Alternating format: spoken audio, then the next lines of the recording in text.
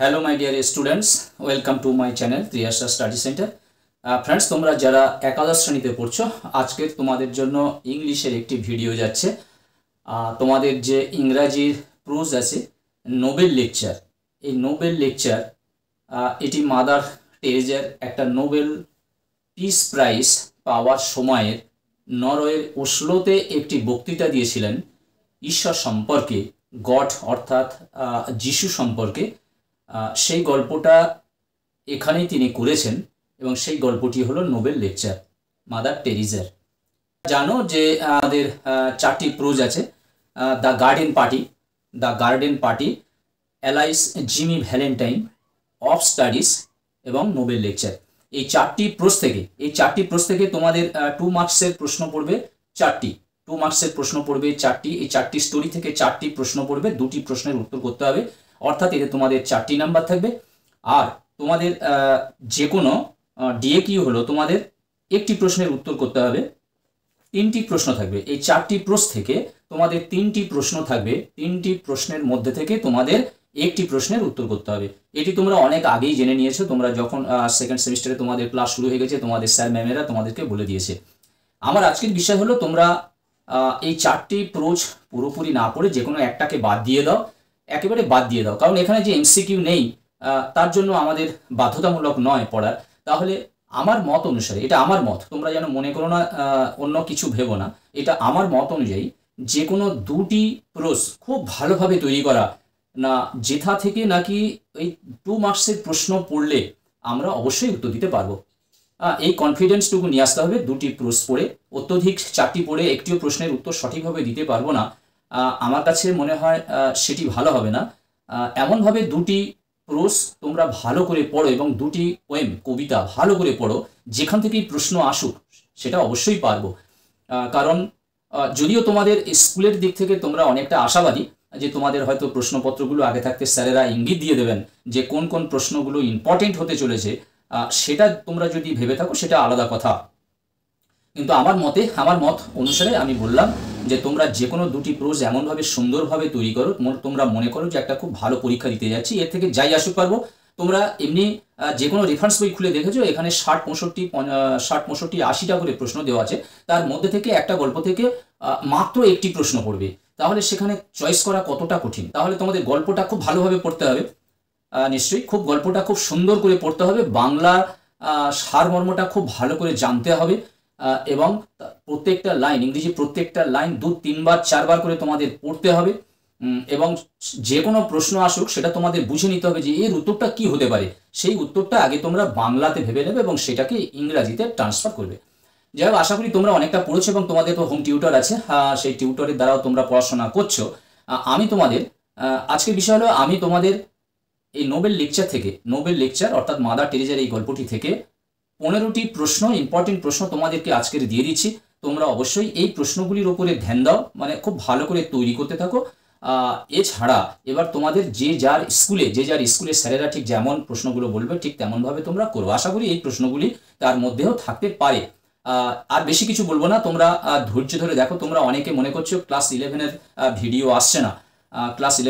আসছে না, অত অনেকে আনসাবস্ক্রাইব করে বেরিয়ে যাচ্ছ, কিন্তু একটু ধৈর্য রাখতে হবে। সামনে উচ্চ মাধ্যমিক পরীক্ষা, মাধ্যমিক পরীক্ষা, তাদেরগুলো আমার সামলাতে হচ্ছে।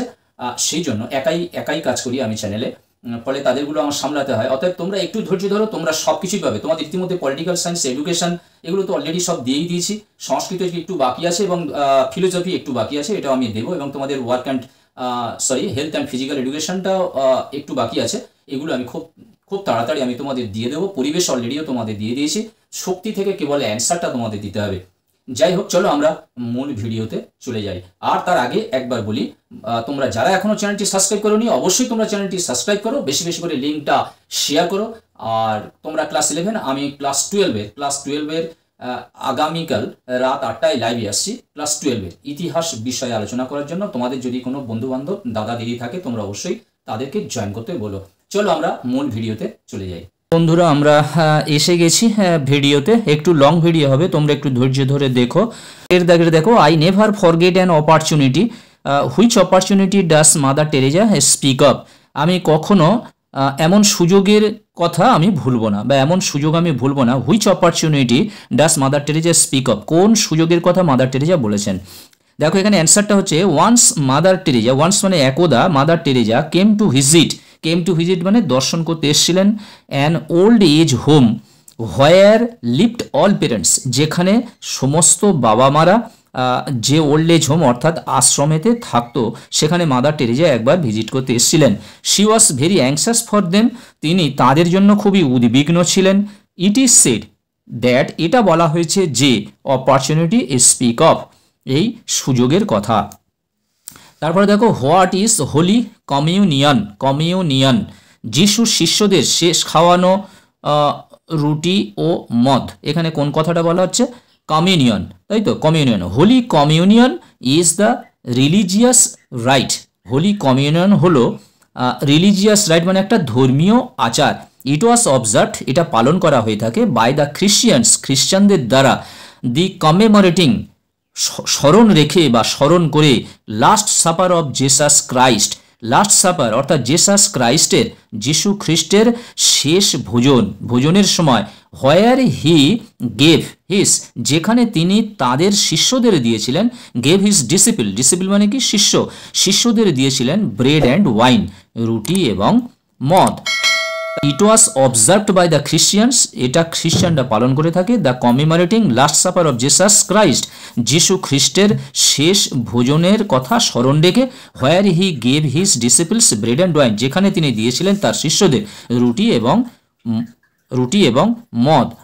3 দাগে দেখো who was the first messenger of peace, the unborn child was the first messenger of peace. Unborn child মানে কি? অজাত শিশু। দ্য আনবর্ন চাইল্ড অজাত শিশু ওয়াজ ছিল the first messenger of piece, প্রথম শান্তির বার্তাবাহক বা শান্তির দূত।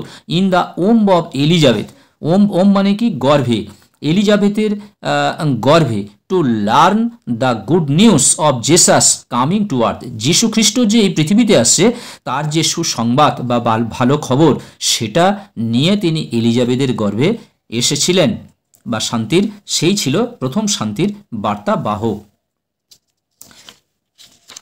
তারপর 4 দাগের প্রশ্ন দেখো what according to mother Teresa is the greatest destroyer of peace. According to Mother টেরেজার মতানুসারে গ্রেটেস্ট ডিস্ট্রয়ার অর্থাৎ সবচেয়ে বৃহত্তম, ডিস্ট্রয়ার মানে বিনাশকারী বা ধ্বংসকারী, শান্তির ধ্বংসকারী, ডিস্ট্রয়ার অফ পিস শান্তির ধ্বংসকারী কে বা কি?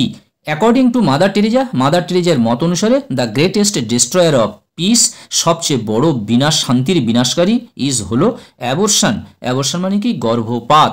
তাহলে according to mother Teresa the greatest destroyer of peace is abortion, এগুলো সহজ আছে। তারপরে দেখো 5 দাগের প্রশ্ন why was everybody in the old age home looking towards the door, কেন প্রত্যেকে টুয়ার্ডস দ্য ডোর মানে দরজার দিকে, ওই বৃদ্ধাশ্রমের দরজার দিকে তারা তাকিয়ে থাকতো। Everybody in the old age home looking towards the door because, কারণ কি না, দে এক্সপেক্টেড, তারা আশা করে থাকতো, ডে আফটার ডে, দিনের পর দিন, দেয়ার সন অর ডটার, তাদের পুত্র অথবা কন্যা, উইল কাম টু ভিজিট, দেখা করতে আসবে, হিম অর হার, তার সঙ্গে। হিম অর হার মানে এখানে যে পেরেন্টের মধ্যে বাবা মা দুজনেই আছে, যদি বাবা তাকিয়ে থাকে তাহলে তার সঙ্গে দেখা করতে আসবে তার ছেলে মেয়ে, কিংবা তার হার বলা হয়েছে তার মায়ের সঙ্গে দেখা করতে আসবে। তারপরের প্রশ্ন দেখো why according to mother Teresa are the young boys and girls in the West giving into drugs, কেন বলছে মাদার টেরেজার মত অনুসারে কেন ইয়ং বয়েজ অ্যান্ড গার্লস যুবক ছেলেমেয়েরা ইন দ্য ওয়েস্ট অর্থাৎ পাশ্চাত্যের যুবক ছেলেমেয়েরা গিভিং ইনটু ড্রাগস, তারা এই ড্রাগের মুখে পড়তো বা পড়েছে।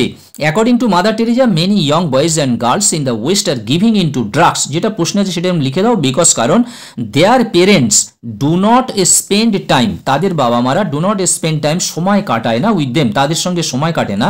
দেয়ার parents were very busy day after day, দিনের পর দিন তার বাবা মারা খুব ব্যস্ত ছিল।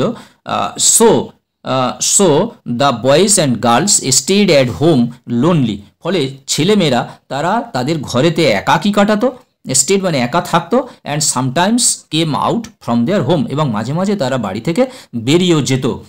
তারপরে দেখো according to mother Teresa who are very great people, they why are they great. According to mother Teresa the poor people are very great people.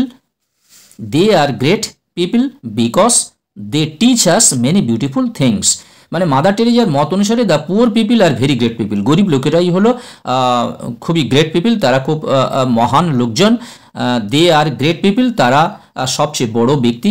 Because, কারণ না, they teach us many beautiful things, তারা আমাদেরকে সুন্দর সুন্দর জিনিস আমাদেরকে শেখায়। How did Mother Teresa want to fight abortion. অ্যাবর্শনের বিরুদ্ধে মাদার টেরেজা এমনভাবে যুদ্ধ করেছিল। Mother Teresa understood, Mother Teresa বুঝেছিলেন abortion to be the greatest destroyer of peace, এই গর্ভপাত হলো শান্তির সবচেয়ে বড় বিনাশকারী। সি থট ইট, তিনি এটা ভেবেছিলেন। She wanted to fight against abortion by adoption. Adoption মানে দত্তক, দেখো অ্যাবর্শন মানে গর্ভপাত, আর অ্যাবর্শন মানে গর্ভপাত, আর অ্যাডপশন মানে দত্তক। তাই তিনি এই অ্যাবর্শন গর্ভপাতের বিরুদ্ধে যুদ্ধ করেছিলেন বাই অ্যাডপশন, অর্থাৎ দত্তক নেওয়ার মধ্য দিয়ে। সি রিকোয়েস্টেড টু পিপল, তিনি লোকজনকে অনুরোধ করেছিলেন to give there unwanted babies, তা দিয়ে দিতে। টু গিভ মানে দিতে, দেয়ার আনওয়ান্টেড বেবিস, তাদের অযাচিত শিশুগুলো, যা অর্থাৎ তারা যেগুলো চাচ্ছিল না, গর্ভপাত না করে তাকে পৃথিবীতে জন্ম দিয়ে দেওয়া, এবং তাকে যাদের হচ্ছে চাইল্ডলেস কাপিল যারা আছে, অর্থাৎ যেসব দম্পতির সন্তানহীন আছে তাদের হাতে তুলে দেওয়ার জন্য এক কথায়। তাহলে their unwanted babies to the home, because ওই হোমে দিতে বলছে, কেন না, কারণ না, সি অ্যান্ড হার অ্যাসোসিয়েট, তিনি এবং তার যে সহযোগীরা, will distribute among the childless couple, অর্থাৎ যেসব দম্পতিরা সন্তানহীন তাদের মধ্যে সেগুলো বিতরণ করবে। মাদার টেরেজা অলসো অ্যাডভাইস, তিনি এও উপদেশ দিয়েছিলেন about natural family planning against abortion. Natural মানে সাধারণ, ফ্যামিলি প্ল্যানিং মানে পরিবার পরিকল্পনা, এগেনস্ট অ্যাবর্শন অর্থাৎ গর্ভপাতের বিরুদ্ধে। বন্ধুরা, এবার এই প্রশ্নের উত্তরগুলো তোমরা দেখে নাও, ভিডিওটি অনেকটা লং হয়ে যাচ্ছে। দেখতে পাচ্ছ পরের প্রশ্নটা, what was Mother Teresa's observation about poor people. গরিব লোকেদের প্রতি মাদার টেরেজার মনোভাবটা কি, বা তিনি কি বুঝেছিলেন গরিব লোকেদের প্রতি। তিনি বুঝেছিলেন, দেখো, Mother Teresa's observation was about poor people who are beautiful, great and able to teach us many beautiful things. তারপরে দেখো 10 দাগের প্রশ্ন, how many dying persons were picked up by Mother Teresa and her associates from the streets of Calcutta. Calcutta থেকে প্রায় dyeing persons মানে মৃত প্রায় কতজন ব্যক্তিকে তিনি তুলে নিয়ে এসেছিলেন, তিনি এবং তার যে সহযোগীরা। দেখো এখানে 36,000 ডাইং পারসনস। আচ্ছা, why did Mother Teresa establish a home, কেন মাদার টেরেজা একটা আশ্রম প্রতিষ্ঠা করেন। তারপরে দেখো, what did Mother Teresa intend to do with the Nobel peace prize. Mother টেরেজার ইঙ্গিত বা ইশারা কি ছিল এই নোবেল পুরস্কারের পয়সা নিয়ে, তিনি কি করতে চেয়েছিলেন। তারপর দেখো, let us give now that Christmas is coming so close. What does Mother Teresa wants us to give during the festival of Christmas? অর্থাৎ খ্রিস্টমাসের যে উৎসব চলাকালীন মাদার টেরেজা সবাইকে কি করতে বলেছিলেন।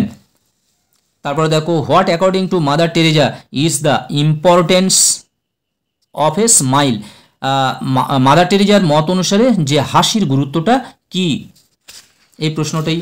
এবং আরও একটি প্রশ্ন আছে, দেখো লাস্টের 15 নম্বর প্রশ্ন, what did Mother Teresa want two suggest when she comments that poor people are very great people.